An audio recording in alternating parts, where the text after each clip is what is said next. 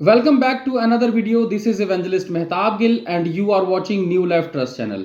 साथियों, क्या आपने कभी किसी डेड बॉडी पर गौर किया है?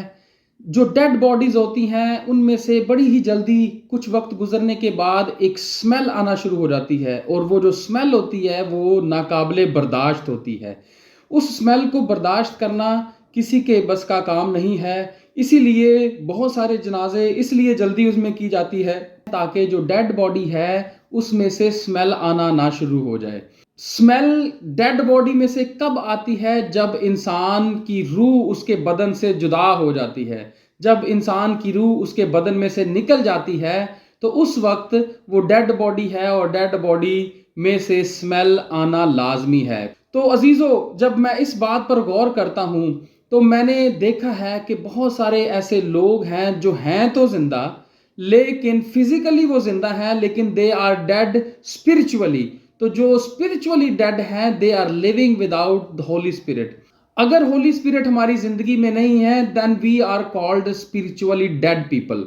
तो जो स्पिरिचुअली डेड पीपल हैं, जो उनमें से बू आती है वो इस तरह से तो नहीं आती जिस तरह से उस डेड बॉडी में से आती है, लेकिन जो ईमानदार हैं वो इस बू को, उस स्मेल को महसूस कर सकते हैं। And the smell that comes from the spiritual dead people, that is far worse than the smell that comes from a physical dead body.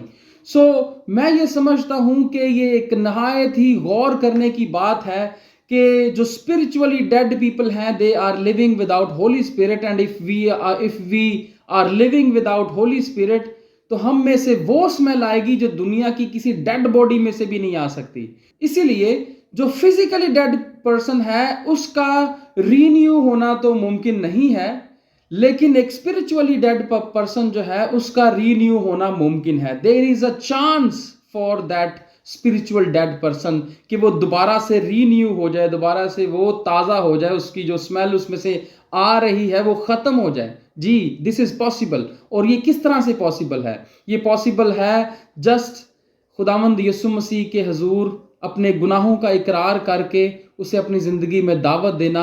और जब यीशु मसीह किसी की ज़िंदगी में आता है, पाक रूह उसकी ज़िंदगी में आता है और पाक रूह के आने के वसीला say that person become a new person again.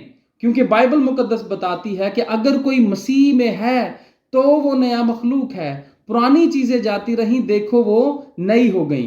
तो ये किस तरह से नई हो गई हैं? जब तक कोई मसीह में नहीं आ जाता। और मसीह जब उसकी ज़िंदगी में आ जाता है, होली स्पिरिट उसकी ज़िंदगी में आ जाता है, तो होली स्पिरिट के आने की वजह say that spiritual body, that dead spiritual body becomes alive again.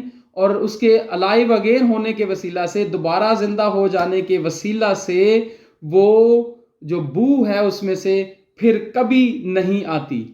कैसी खूबसूरत बात है, कैसी हैरत अंगेज बात है। ये ऐसे अजीब काम है जो खुदा हमारी ज़िंदगी में कर सकता है और वो काम आपकी ज़िंदगी में पॉसिबल हो सकते हैं। अगर आप गुनाह में हैं, अगर आप एक गुनाह की ज़िंदगी बसर कर रहे हैं, आज ही यीशु मसीह पर ईमान लाइए, तौबा कीजिए और अपने अंदर से उस स्पिरिचुअल डेडनेस को ख़त्म कर दीजिए। God bless you. खुदावंद आपको हौसला बख्शे कि आप इस बात को कबूल कर सकें। खुदावंद आपको बरकत दे।